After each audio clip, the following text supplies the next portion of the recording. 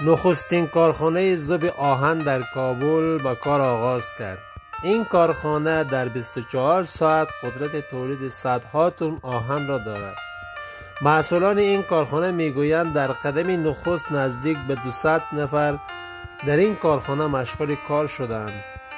با توجه به نیازمندی در عرصه صنایع در افغانستان طی چند سال گذشته ده‌ها کارخانه صنعتی مختلف در این کشور فعال گردیده است. اما مقام‌های اتاق تجاری صنایع افغانستان پشتیبانی خود را از تجارهای داخلی و خارجی در اولویت کارشان قرار داده است. افغانستان در سالهای اخیر بیشترین نیازمندی خود را در زمینه وسایل آهنی در ناحیه واردات کشورهای همسایه تامین کرده است.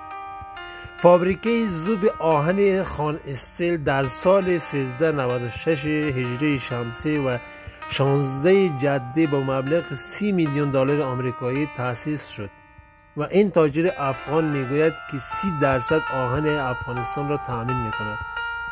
امارات اسلامی میگویند که به منظور از صنعت و سرمایه گذاری های کوچک و بزرگ در کشور قاطعانه پشتیبانی میکنند.